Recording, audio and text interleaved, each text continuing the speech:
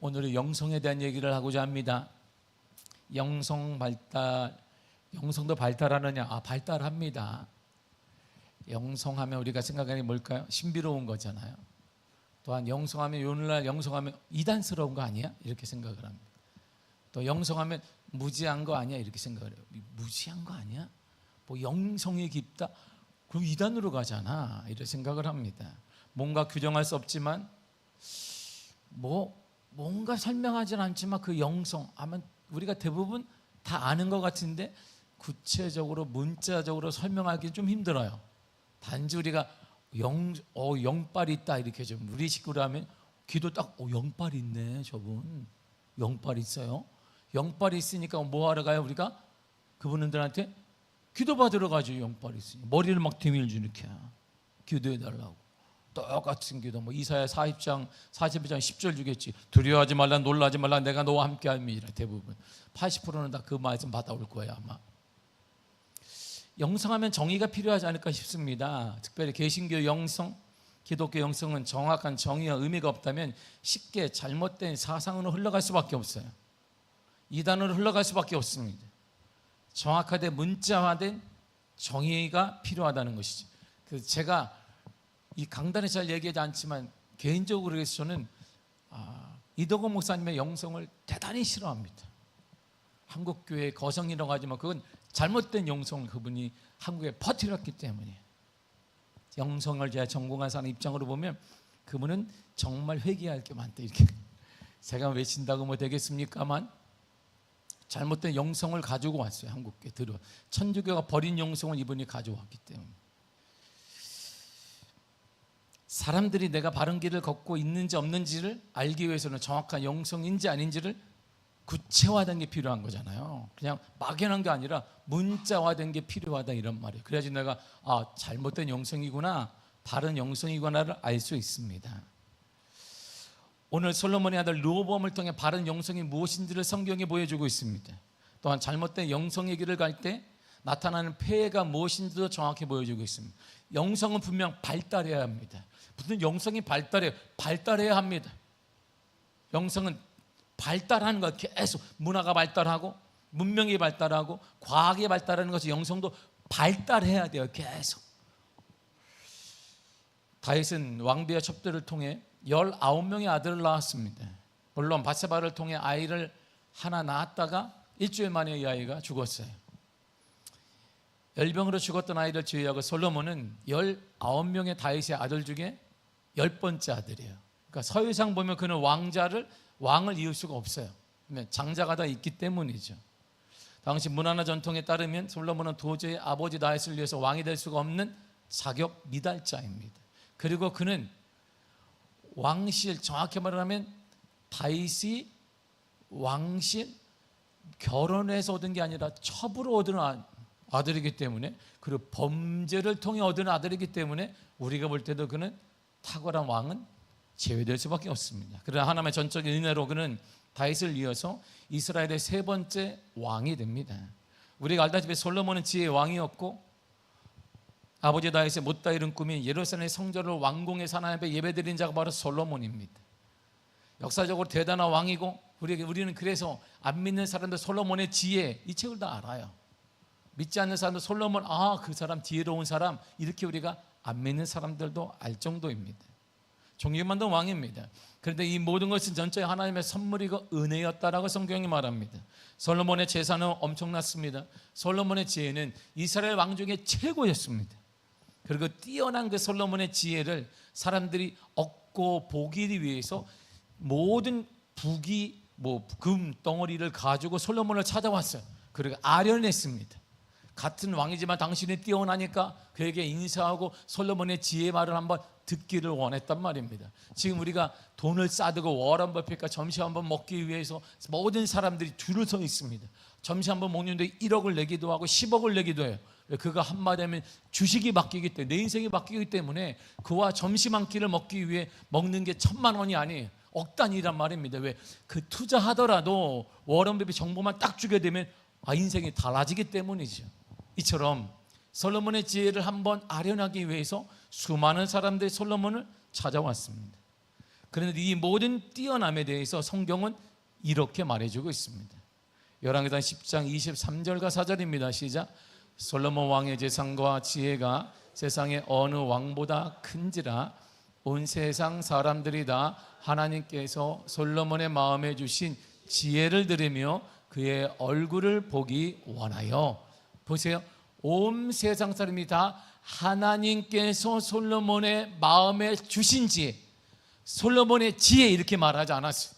솔로몬의 뛰어남이라고 하지 않고 하나님께서 솔로몬에게 주신 지혜, 이거를 보기를 원했단 말입니다. 그러니까 누가 주었다? 그 지혜는 하나님이 주었다, 이런 말이죠. 솔로몬의 그 뛰어난 지혜는 하나님께 솔로몬에 주신 것입니다. 오직 하나님의 선물로 얻은 것입니다. 그러므로 솔로몬은 하나님 앞에 겸손해야 되고 언제나 순종해야 됐습니다. 그러나 솔로몬의 노후는 우리의 예상과는 많이 달라졌어요. 그는 바로의 딸 외에 이방의 많은 여인을 사랑했습니다. 그 결과 후궁이 700명이었고 그리고 첩이 300명이었어요. 1000명을 거느리게 되어 있습니다. 그러나 이것은 하나님의 말씀과 전혀 일치하지 않는 것이죠. 하나님은 분명 이스라엘 백성들에게 엄히 강권하여 명령하셨습니다. 신명기 7장 2절과 3절입니다. 시작. 내 하나님 여호와께서 그들을 내게 넘겨 내게 치게 하시리니 그때 너는 그들을 진멸할 것이라. 그들과 어떤 언약도 하지 말 것이요 그들을 불쌍히 여기지도 말 것이며 또 그들과 혼인하지도 말지니 내 딸을 그들의 아들에게 주지 말 것이요 그들의 딸도 내 며느리로 삼지 말 것은. 아멘. 하나님 명령했습니다. 반드시 진멸해야 된다. 진멸이 뭘까요? 다 죽이라는 것입니다. 되게 무서운 얘기잖아요. 언약하지 말아라. 특별히 혼인하지 말아라. 분명히 하나님 명령했어요. 이렇게 말씀하신 이유는 그 다음에 하나님이 이유가 왜냐면, 왜 내가 그러냐면 주님이 이렇게 이유를 말씀하셨어요. 신명기 7장 4절입니다. 시작. 유혹하여 그가 여호와를 떠나고 다른 신들을 섬기게 함으로 여호와께서 너희에게 진노하사 갑자기 너희를 멸하실 것임이니라. 아멘. 진멸하지 않고 너희가 언약과 혼인관계를 맺게 되면 여호와를 니들이 떠날 것이다. 그러면 너희들이 하나님을 떠났으니까, 하나님의 백성이, 너희들의 백성이 파괴했으니까 내가 갑자기 너희를 멸할지 모르니까 너희들이 약속의 파괴의 대가를 내가 물을 것이니까 그러니까 하지 말라, 이렇게 명령하신 거예요. 그래서 하나님은 가나안 땅에 들어가기 전에 이방인들에 대한 경계를 놓치지 말 것을 명령하셨습니다. 그러나 솔로몬이 이방 여인들과 혼인을 하거나 처벌을 받으려고 그게 1000명이었어요. 이스라엘 백성이 아니라 바로 왕의 딸과 결혼했을 뿐만 아니라 후궁이 700명, 첩이 300명이냐, 대부분이 누구였냐? 이방 민족이었단 말이에요. 그들과 약속을 맺기도 했어요. 그런데 솔로몬의 노후는 하나님께서 금하신 길을 그래서 걷게 된 것이, 그러니까 하나님의 약속이 그대로 이루어져요. 이렇게 말해요. 열왕기상 11장 4절입니다. 시작. 솔로몬의 나이가 많을 때에 그의 여인들이 그의 마음을 돌려 다른 신들을 따르게 하였으므로 왕의 마음이 그의 아버지 다윗의 마음과 같이 아니하여 그의 하나님 여호와 앞에 온전하지 못하였으니. 아멘. 보세요. 나이가 많을 때에 하나님이 명령하신 대로 하지 않아서 그 여인들, 이방 여인들이 솔로몬의 마음을 돌렸어요. 그리고 다른 신들을 따르게 했다, 이런 말이에요. 예루살렘 성전을 떡하니 지어놓고 처음엔 하나님을 예배하다가 그다음에 하나님을 예배하는 거 하나하나 버렸어요. 하나님의 제사장들을 하나하나 내쫓았습니다. 나중에 그가 노후에 딱 되니까 이방 신들의 제사장이 꽉 찼어요. 거기 하나님의 백성들은 하나님의 제사장은 저 뒤에 숨어 있어요. 왜? 언제 솔로몬이 하나 죽을지 모르니까. 이들은 저 귀퉁이에 숨어 있고 큰 도로에서 많은 사람들에게 영향을 끼치는 사람은 이방 민족의 제사장이 되었습니다. 모든 일에는 책임이 뒤따라요. 그래서 하나님께서 그 책임을 솔로몬에게 물으셨습니다. 솔로몬아, 네가 명령하지 않았으므로, 내 명령을 따르지 않았기 때문에, 하나님이 금하신 명령을 금하지 않았기 때문에 하나님이 이렇게 책임을 물으십니다. 열왕기상 11장 11절입니다. 시작. 여호와께서 솔로몬에게 말씀하시되 내게 이러한 일이 있었고 또 내가 내 언약과 내게 내가 명령한 법도를 지키지 아니하였으니 내가 반드시 이 나라를 내게서 빼앗아 내 신하에게 주리라. 보세요. 네가 내가 명한 법도를 지키지 아니했다. 이것 때문에 너 나라를 내가 빼앗을 것이다. 너 신하에게 줄 것이다. 이렇게 명령하신 거예요. 하나님의 말씀처럼 솔로몬의 죽음 이후에 그의 아들 르호보암이 왕이 됩니다. 근데 르호보암의 신하 중에 한 사람이 여로보암이 있어요. 여로보암. 이름이 비슷하네. 르호보암의 신하 중에 여로보암이 있어요. 그가 반란을 일으켰습니다. 근데 그 반란이 보통 반란이 아니에요. 10지파를 데리고 반란이 12지파인데 10지파를 그가 힘을 모았습니다. 얼마나 다수의 다수가 됐습니다. 북쪽에 살고 있는 유다지파는 남쪽인데 다윗지파는 다윗, 솔로몬, 르호보암은 유다지파 출신이니까 유다지파가 배신을 할 수는 없어요. 남쪽이고 나머지는 북쪽의 자리를 잡았는데 북쪽의 10지파가 힘을 교합했습니다. 여로보암께서 같이 온 거예요. 반란을 일으켜서. 그리고 반란을 완전히 일으키기 전에 르호보암에게 한 가지를 묻고 간청합니다. 이렇게 해주시면 우리가 반란을 일으키지 않을 것입니다. 본문의 4절을 보겠습니다. 시작. 왕의 아버지가 우리의 멍에를 무겁게 하였으나 왕은 이제 왕의 아버지가 우리에게 시킨 고역과 매운 무거운 멍에를 가볍게 하소서. 그리하시면 우리가 왕을 섬기겠나이다. 아멘. 보세요. 자, 우리 멍에를 좀 가볍게 해주세요. 당신의 아버지 솔로몬이 툭 하면 일을 하는 거예요. 예루살렘 성전 지어라, 세금 내라. 그러니까 뭐 예루살렘 성전이 작은 것도 아닌데 뭐 그냥 입으로 짓나? 돈으로 지어야 될 거 아니에요. 노동력 사야 되잖아. 돈이 필요해. 세금 더 내라. 그리고 돈 못 내는 사람은 참여해라. 그러니까 매가지 가정도 있는 사람들이 돈도 내야 되고 세금도 많이 내야 될 뿐만 아니라 노동에도 참여해야 되니까 가정도 돌보지 못하게 되니까 너무나 무거웠단 말입니다. 그래서 당신이 이제 왕이 됐으니 우리의 멍에를 좀 가볍게 해달라. 그러면 우리가 당신을 섬기겠다라고 했어요. 이에 르호보암은 지혜롭게 대답을 합니다.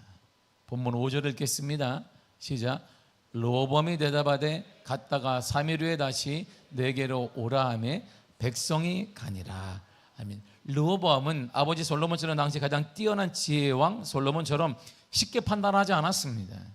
깊게 생각해 보겠다며 3일 후에 오라고 그랬어요. 좋은 결정입니다. 여러분 깊게 생각해야 됩니다. 매사 섣불리 판단하면 안 됩니다.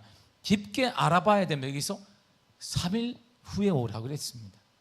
그다음에 3일 동안 르호보암이 뭐 했을까요? 르호보암이 정말 지혜로운 사람이에요. 아, 솔로몬의 아들 낳구나. 그래서 솔로몬의 아들 이어 솔로몬의 왕이 됐구나 하고 우리가 탁월하게 인정할 정도입니다. 그 3일 동안 한 일이 뭐냐면 누구 제거하고 누구 뭐하고 여로보암을 제거할 방법을 찾은 게 아니에요. 반란이 이렇게 조짐을 보이고 있는 여로보암과 그의 수장들의 목을 쳐야 되겠다 이런 걸 한 게 아닙니다. 그는 조언을 구하기 시작했어요. 혹시 자신의 생각이 잘못될 수 있기 때문에 내가 왕이라 할지라도 잘못될 수 있으니까 내가 미쳐보지 못한 부분을 볼 수 있는 사람들에게 조언을 구하기 시작했습니다. 조언을 구하는 방식도 대단히 지혜롭습니다. 먼저 그들이 요구한 게 뭐예요? 당신 아버지 솔로몬이 우리에게 무거운 짐을 주었으니까 내 아버지와 함께 대사를 논했던 그 어른들을 찾아서 조언을 구했습니다. 여로보암 및 10지파가 청한 대로 솔로몬 때에 무거운 짐을 졌다고 하는데 그것이 어떤 연유인지 아버지 솔로몬 생전에 함께 국사를 논했던 어른들을 찾아 조언을 구했습니다. 이들은 솔로몬에게 이렇게 대답했어요. 더 겸손히 왕이 되십시오. 그러면 겸손한 왕이 되시면 영원히 그들은 왕을 섬길 것입니다. 들어주십시오. 섬기는 것처럼 훌륭한 건 없습니다. 이게 솔로몬과 국사를 논했던 사람들의 어른들의 답이었습니다. 그 다음으로 르호보암이 알았습니다 한 다음에 어른만 들을 게 아니라 현 시대 자기가 일하고 있는 젊은 세대들 말을 들어야 되잖아요. 흐름도 알아야 되고 이치도 알아야 되고 합리적 판단인지 알아야 되니까 젊은 사람들의 조언도 구하기 시작했습니다. 현 시대 속에서 여러분과 열지파의 요청을 어떻게 받아들여야 하는지 알고자 했습니다. 오랜 인생을 산 분들의 조언도 필요하지만 현 시대를 이끌어가고 있는 젊은 사람들의 의견 또한 중요하다고 판단한 거예요. 얼마나 지혜로워요 르호보암이. 이들은 르호보암에게 이렇게 조언을 해주었습니다. 이들은 정반대의 조언을 해줘요. 본문의 11절을 읽겠습니다. 시작.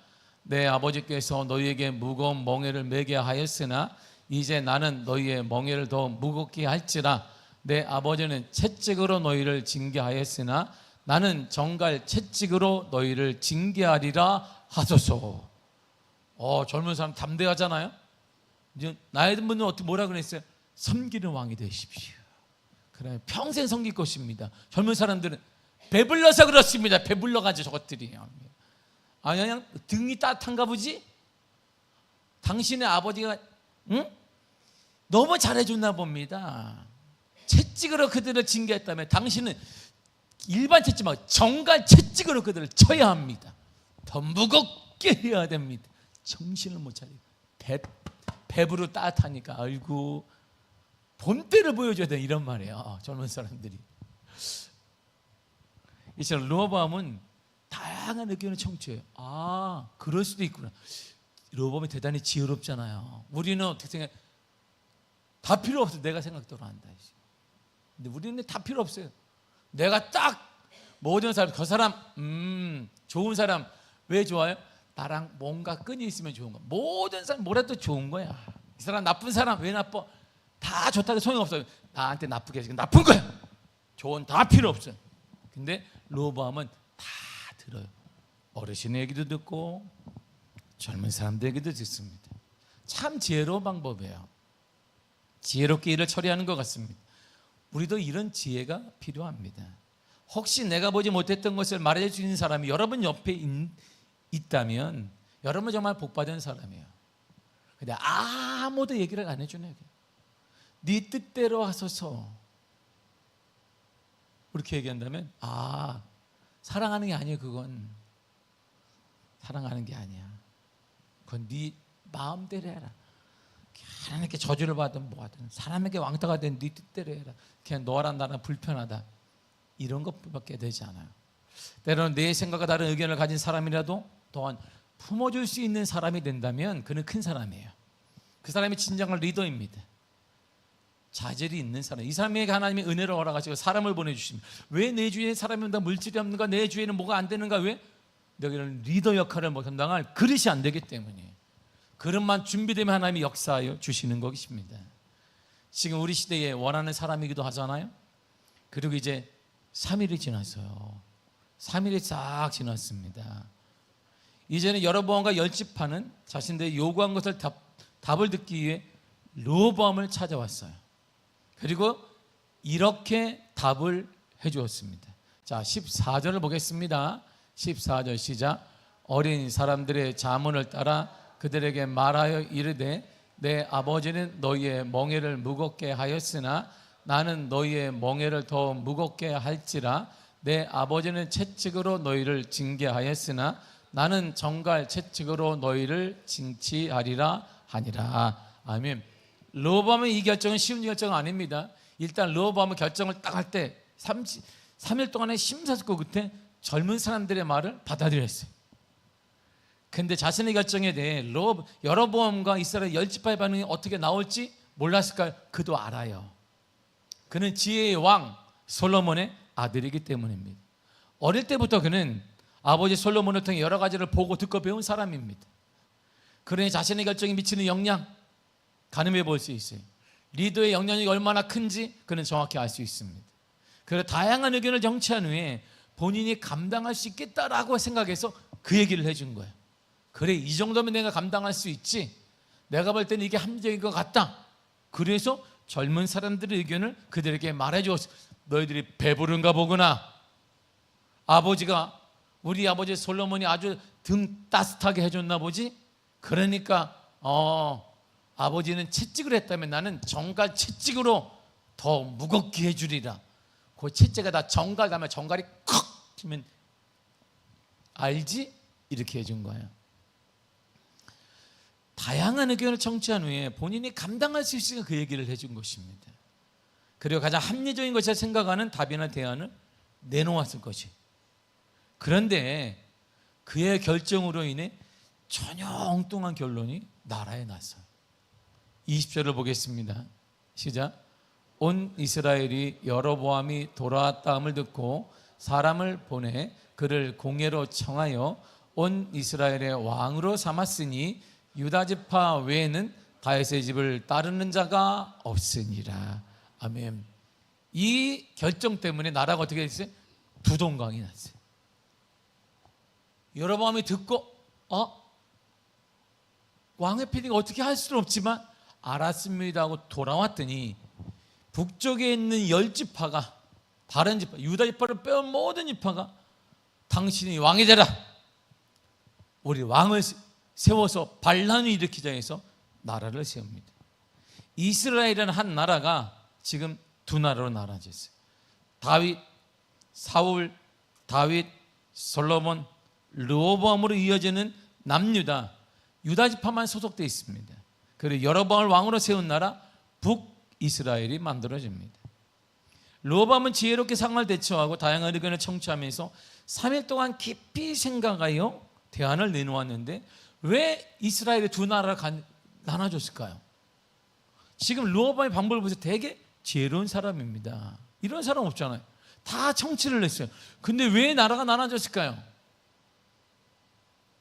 르호보암의 문제는 여기 있는 거야. 보세요. 아버지 솔로몬 제위 때 함께 국사를 나누었던 어른들의 의견을 청취했습니다.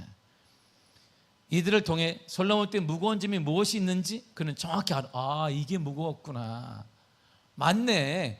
여로보암과 이스라엘 지파들이 왜 그런지 알겠다라고 청취했습니다.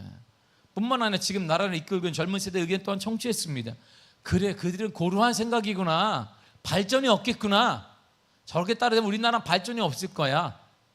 그래, 시대 흐름에 맞아야지. 제거하자. 이런 것도 들었습니다. 합리적이다라고 생각했어요. 그런데 가장 중요한 것을 르호보암이 놓쳤습니다.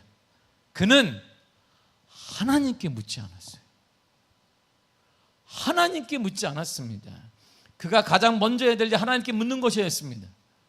그가 가장 깊게 시간을 보내야 할 일은 하나님의 마음을 얻는 것이고 하나님의 생각이 어떤지를 알아차리는 것인데, 그러나 전혀 그는 하나님께 묻지 않았습니다.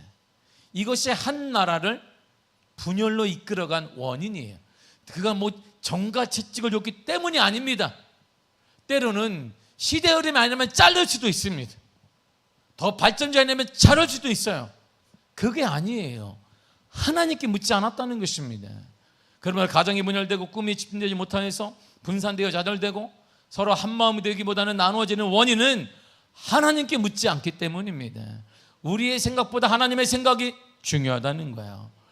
여러분의 계획보다 하나님의 계획이 더 중요합니다. 우리의 시야보다 하나님의 눈이 더 멀리 보고 선명하게 바라볼 수 있습니다.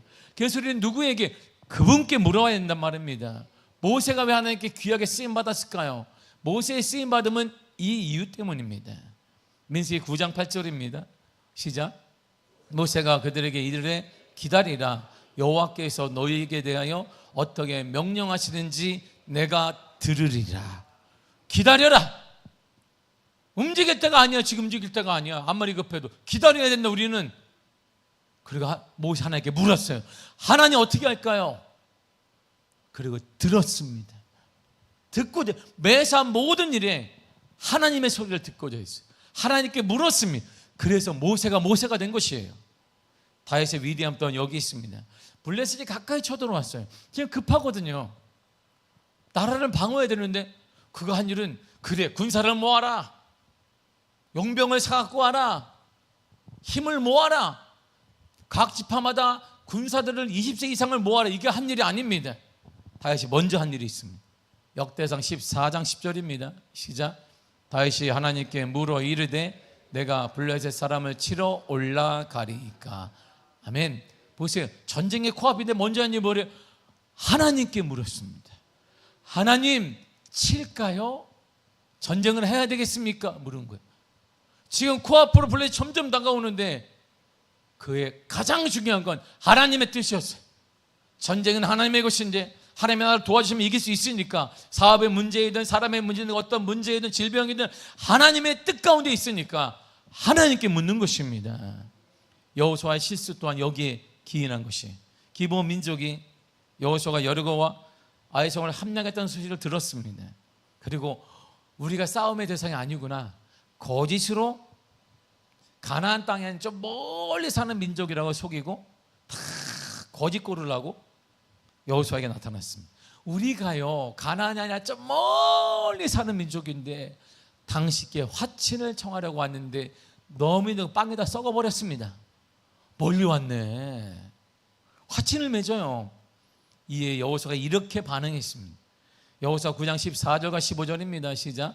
무리가 그들의 양식을 취하고는 어떻게 할지를 여호와께 묻지 아니하고 여호수아가 곧 그들과 화친하여 그들을 살리리라는 조약을 맺고 회중 족장들이 그들에게 맹세하였더라. 아멘. 뭐 한 거예요? 묻지 않았어요. 여호수아는 묻지 않았습니다. 그래서 하나님이 진멸하는 얘기, 가나안 땅에 가든 진멸해라, 그 얘기를 그는 실행할 수가 없었습니다. 여기서 우리가 할 수 있는 기독의 영성이 이것입니다. 기독 영성의 첫째는 하나님 중심으로 사는 것입니다. 먼저 하나님께 묻고 사는 것입니다. 그래서 먼저 하나님의 생각대로 생각해야 합니다.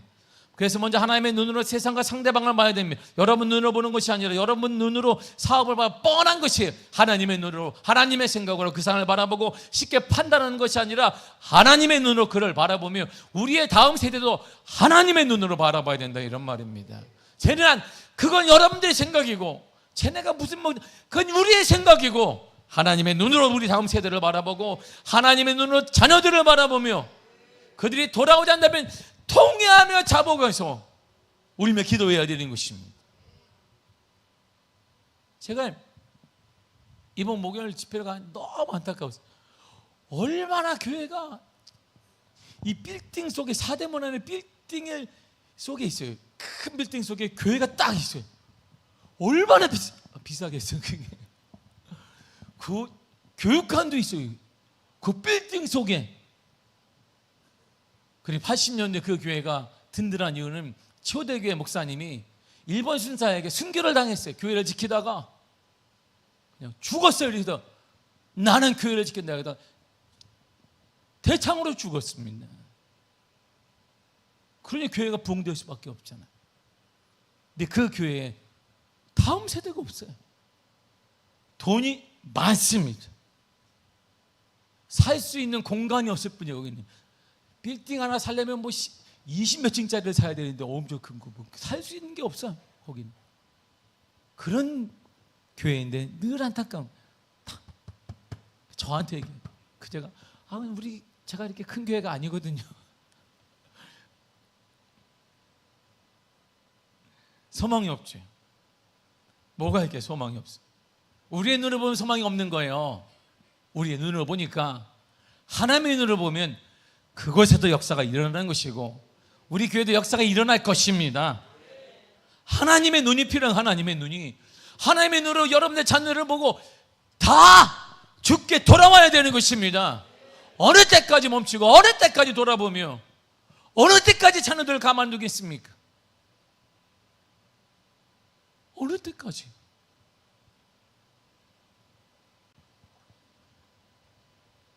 안 되면 새 기도할 때 1시간을 기도하는데 다 울면서 기도했어요. 회개해야 합니다, 여러분. 회개. 순교자의 피로 세워진 이 교회가 이렇게 된 건 회개해야 합니다. 뭐 했습니까? 여러분이 힘들어서 자녀들을 성공시켰습니까? 근데 교회가 없네요, 자녀들이.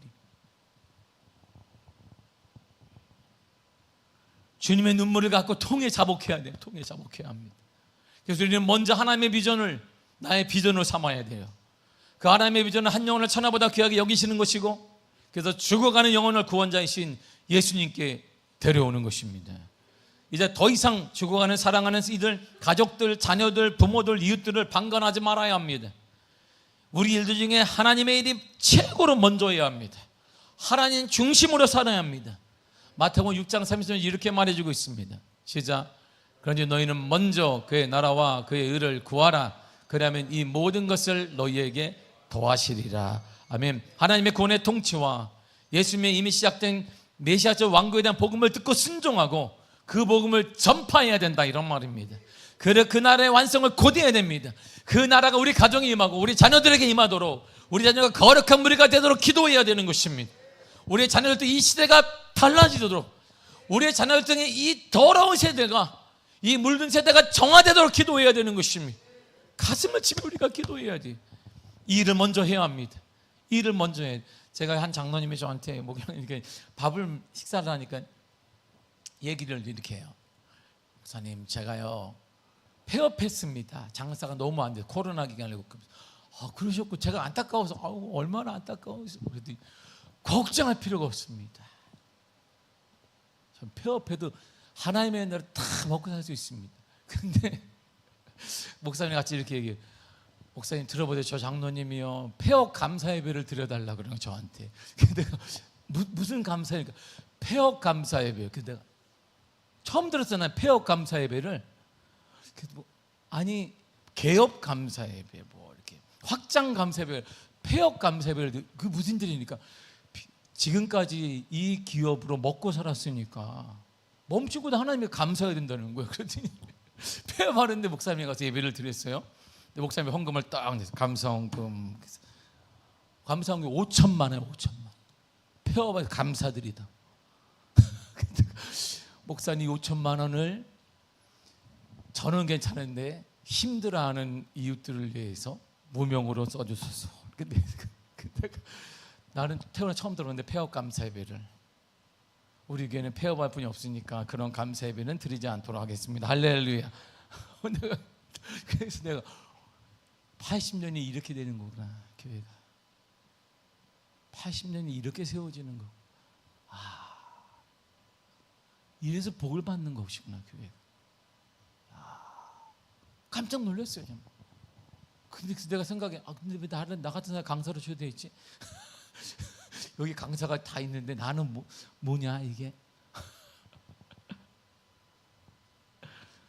이들의 사고는 딱 있어요. 먼저 하나님의 일. 다 너희들이 막 밥을 먹는데 내가 한 끼 밥을 못 먹었어요. 내가 저녁에 계속 얘기를 하는 거예요. 근데 공통점이 딱 하나야. 주를 위해서는, 주를 위해 이게 밥알 튀고 막 내 앞에 튀고 내 반찬에 막 다 들어가고 그래 손가락 이거 다 먹어야 된다고 이렇게 반찬이 또 개별적으로 나와요. 그 교회 식당은. 그러니까 막 같이 먹으면 이렇게 좀 버리기라도 하는데 이게 내 거라고 딱 갖고 여기 막 침 튀고 밥풀 튀기고 여기서 튀고 막 그러니까 이 보여, 이게 흰 덩어리가 툭 뜨면 그걸 내가 순교하는 마음으로 먹었습니다. 그날 내 건강한 주의 은혜, 내가 이렇게 이들에서 먼저 주의 은혜. 그래서 그 교회가 세워진 거예요. 사대문 안에 한복판에. 교회가 그냥 세워지는 게 아니에요. 먼저 이 일을 먼저 해야 돼요. 하나님의 나라를 먼저 해야 됩니다. 그것이 영성 발달한 사람이에요. 하나님 중심주의로 사는 것입니다. 그리고 두 번째가 타인 중심으로 사는 거예요. 타인 중심으로. 나옴이라는 여인이 있었어요. 그녀는 유대 베들레헴 출신인데 남편과 함께 두 아들을 낳고 잘 살고 있는데 그 땅에 흉년이 들었어요. 그래서 모압 지방으로 이사를 갔습니다. 먹을 게 없으니까 모압 지방으로 이방 땅으로 갔어요. 그런데 그거에서 풍토병이지 어떤 병인지 모르고 용한 의사가 없었는지 모르지만 남편 엘리멜렉이 죽어버렸습니다. 졸제 두 아들만 남았어요, 이 여인이. 그런데 어떻게 하겠어요? 우리 권사님처럼 열심히 사는 거지, 아들을 키우면서. 이 아들을 성공시키기 위해서 열심히 살았더니 두 아들이 모압 여인들과 찾아봐도 없어. 모압 여인밖에. 가정을 꾸리게 되어 있어요. 큰아들 말로는 오르바라는 여인과 결혼했고, 둘째 아들 기료는 룻이라는 여인과 결혼을 했습니다. 근데 모압 땅에 거한 지 10년쯤 돼서 이제 그래 살만하다 그러니까 두 아들이 죽어버렸어요. 우리처럼 살만하다 하니까 죽어버렸습니다. 그러니까 지금 여자만 셋이 딱 남아요. 고대 근동에서 여자만 남았다, 노동력도 없다, 가난해 굶어기 딱 좋은 거잖아요. 이제 나오미가 선택한 지금 딱 하나야. 그래 고향으로 가자. 그래도 고향 친척이 있는 곳으로 가야지, 아무도 모르는 곳에 고향으로 가자 결정을 내렸어요. 그런데 자기 보니까 나이도 많이 들고 몸도 예전보다 못한 나오미가 두 며느리에게는 이렇게 말합니다. 룻기서 1장 8절을 보세요. 시작. 나오미가 두 며느리에게 이르되 너희는 각기 너희 어머니의 집으로 돌아가라. 아멘. 지금 나오미에게 남은 게 아무것도 없습니다. 재산도 없습니다. 믿었던 남편의 10년 전에 예전에 죽었고, 아들들도 두 아들 죽었습니다. 그리고 자녀들을 안 낳았어요. 또 이 아이들이 이제 늙은 육체 외에는 아무것도 없고, 그래서 자신은 고향 땅에 돌아가서 친인척의 도움이라도 받으며 빌어 먹더라도 고향이 나니까 고향으로 가기로 결정했습니다. 근데 며느리를 보니까 다 모압 여인이에요. 자신을 따라가면 이 며느리들은 낯선 땅에 가는 거예요. 우리가 말하면 언어도 다르고 외모도 다르고 음식도 다르고 뭐 풍토 향수병도 일어날 것이고 아는 사람도 아무도 없습니다. 그 며느리들을 차마 나는 데려가고 싶지만 데려갈 수가 없는 거예요. 그래서 나오미는 자신을 위해서가 아니라 며느리들을 위해서 얘들아 네 고향 집으로 돌아가라. 나는 됐다. 나는 어떡하니 혼자 가보겠으니 너희는 나를 따라오면 힘들 거다. 고향 집으로 돌아가라. 이에 두 며느리가 그럴 수 없다라고 말합니다. 끝까지 시어머니와 함께 하겠다고 흐느껴요. 그러자 제차 나오미가 이렇게 말합니다. 룻기서 1장 11절입니다. 시작. 나오미가 이르되 내 딸들아 돌아가라. 너희가 어찌 나와 함께 가렸느냐. 돌아가야 한다. 왜 나와 함께 가냐. 그 땅은 너희들 아는 사람이 없어. 그 땅은 모압 사람들이 아니야. 나랑 같은 유대 사람 베들레헴이지. 너희들이 거기서 어떤 취급을 받겠니? 그들은 종교적으로 너희들을 무시할 것이다. 그러니 여기 고향 땅으로 가라. 보세요. 나오미의 삶을 보세요. 철저한 타인 중심의 삶이에요. 철저한 타인 중심입니다. 이것이 바로 나오미의 삶이에요. 자신을 먼저 생각했더라면 이제 의지할 남편도 없습니다. 아들들도 없습니다. 먹고 사는 것도 막막합니다. 육체는 더 아파갑니다. 움직일 때도 어려움이 많습니다. 그렇다면 두 며느리가 정 부담스럽다면 그래 마음에 드는 며느리 하나에게 내가 이렇게 얘기할 테니까 너는 얘하고 너는 따라라. 저것은 그냥 보내자. 야. 몰래 하면 되잖아요. 한 사람 한 명들 보내고 한 사람만 들어가면 되는데 아니었어요. 도움이 되겠지만 나오미는 며느리들을 먼저 고려했습니다. 그런데 두 며느리의 선택이 완전히 달라집니다. 룻기서 1장 14절을 보세요. 시작. 그들이 소리를 높여 다시 울더니 오르바는 그의 시어머니에게 입맞추되 룻은 그를 붙쫓았더라. 아멘. 첫째 며느리 오르바는 기쁜 생각으로 자신의 편안한 삶을 선택했습니다. 자기 중심적인 삶을 선택했어요. 그래 뭐 가봐야 어머니 들으니까 나는 고향 사람도 아니고 문화도 다르고 언어도 다르고 향수병도 일어날 것 같고 우리 엄마도 못 볼 것 같고 멀기도 하고 아는 사람도 아무도 없고 그래 엄마한테 가자 해서 고향집으로 돌아가 버렸습니다. 둘째 며느리 룻은 그럼에도 시어머니와 함께하는 길을 선택했습니다. 절대 쉬운 선택이 아닙니다. 문화가 달라요. 문명이 다릅니다. 인종이 다릅니다. 습관이 다릅니다. 음식이 다릅니다. 절대 쉬운 길이 아닙니다. 그래서 이 선택은 철저한 타인 중심적이지 않으면 선택할 수 없어요. 시어머니 중심적인 삶을 선택했습니다. 그자 제차 나오미가 너도 동서를 따라 돌아가라 이렇게 얘기해요. 그랬더니 룻이 울면서 얘기합니다. 어머니께서 죽으시는 곳에 나도 죽을 것입니다. 그리고 내가 죽는 일 외에 어머니를 떠나면 여호와께서 내게 벌을 내리실 것입니다. 그의 고백을 듣자 그의 결심이 너무나 단단하기 때문에 더 이상 만류하지 못하고 동행하게 돼요. 그런데요, 이 선택의 결과가 완전히 다른 삶을 맞습니다. 나오미의 첫째 며느리 오르바의 이야기가 여기서 끝나요. 성경 어디에도 나오지 않습니다. 그냥 어떻게 살았는지, 어디에서 살았는지, 무엇을 먹고 살았는지, 어떻게 살았는지는 성경은 전혀 관심이 없습니다. 어떤 은혜를 받았는지 여기서 성경은 말하지도 않고 관심도 없습니다. 그러나 어머니 나오미를 따던 룻은 그녀에게는 이방 땅인 유다 베들레헴에 가요. 다 모르잖아요. 모든 게 달라.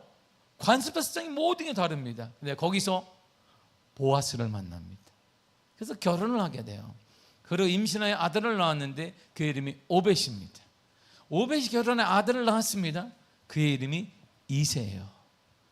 이새가 결혼해 아들을 7을 낳았는데 그 마지막 아들이 누구냐면 다윗입니다. 다윗. 결국 룻은 다윗의 가문을 세우는 여인이 된 거예요. 그 다윗의 후손 중에 누가 나오느냐? 예수 그리스도가 나왔어요. 모함 여인으로 한 보잘것없이 성경에서 보면 이방 여인, 그것도 여인이에요. 노동력이 없는 사람, 그리고 이방 사람, 하나님이 천대하는 사람, 그런 여인에 불과했던 한 여인이 예수님의 가문을 말할 때 거기에 이름이 떡하니 기록이 돼요. 예수님의 가문을 보세요.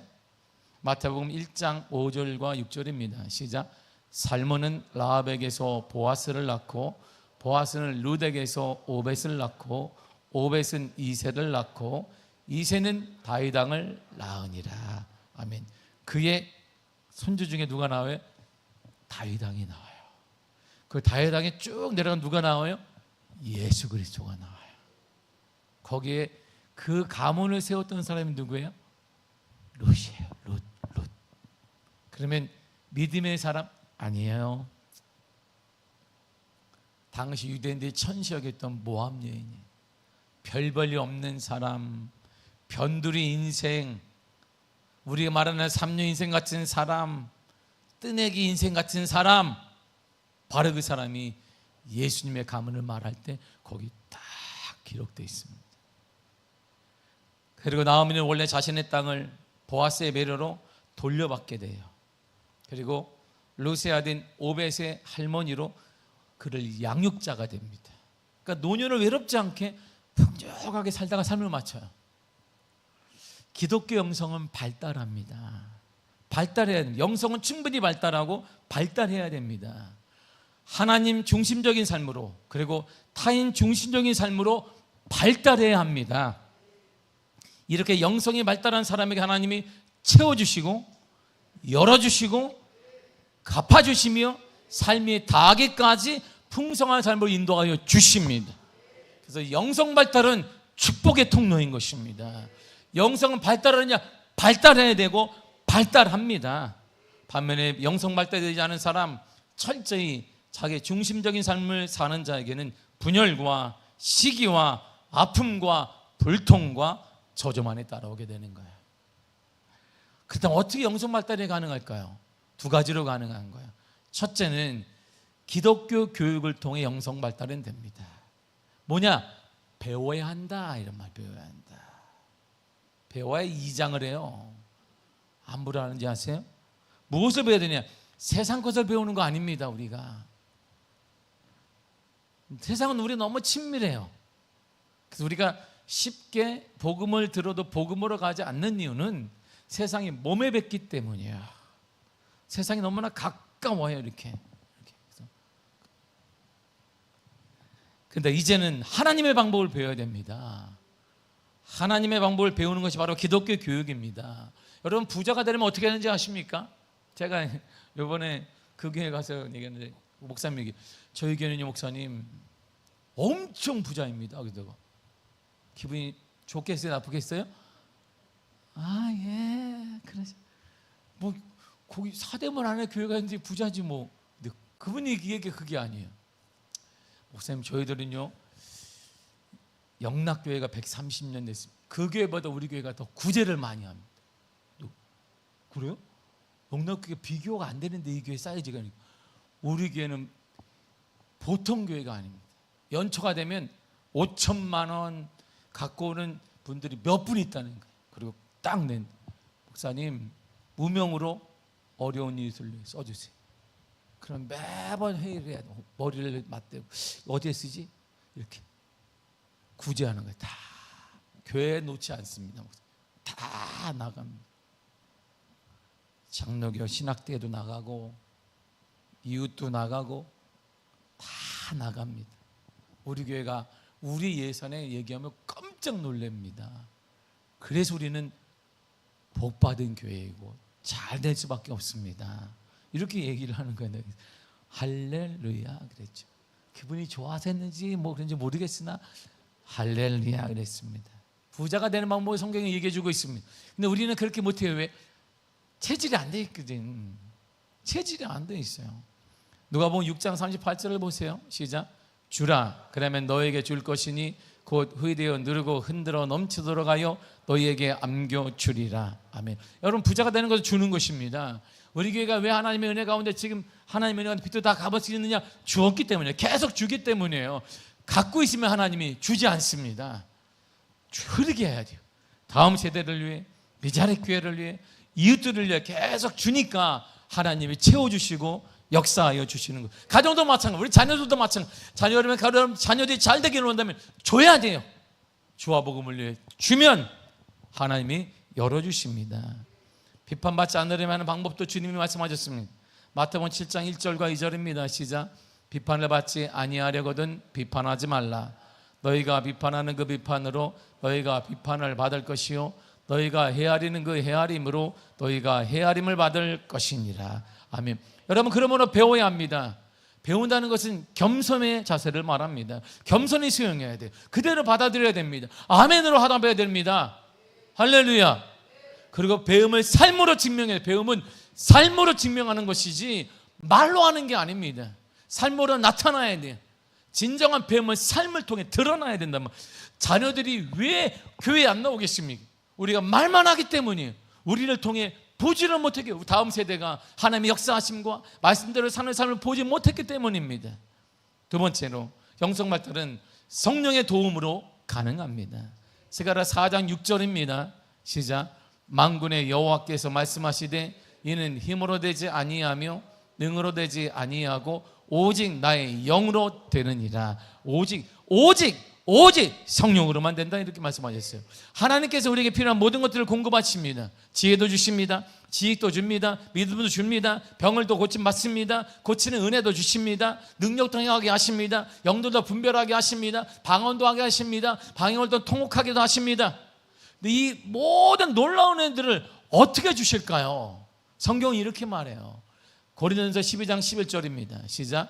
이 모든 일은 같은 한 성령이 행하사. 이 모든 것을 누가 한다? 성령이 행하신다는 것입니다. 성령의 임재, 성령의 도우심 우리를 이렇게 만들어주는 것입니다. 여러분 보세요. 성령 충만하게 성령의 임재를 경험하고 성령의 은혜를 받게 되면 공동체, 가정이 달라져요. 고린도전서 12장 7절의 쉬운 성경으로 한번 읽어보겠습니다. 시작. 성령께서 각 사람에게 나타나신 것은 공동의 이익을 얻게 하려는 것입니다. 아멘. 보세요. 성령의 임하심은 성령의 은혜를 받게 되면 나뿐만 아니라 공동의 이익을 위해서 주님이 주시는 거다 이런 말입니다. 그러므로 영성 발달이 된 한 사람은 공동체에 유익을 끼칠 수 있어요. 가정에 유익을 끼칠 수 있습니다. 직장과 사업체를 살려낼 수 있습니다. 교회에 유익을 끼치고 나라에 유익을 끼칠 수가 있다 이런 말입니다.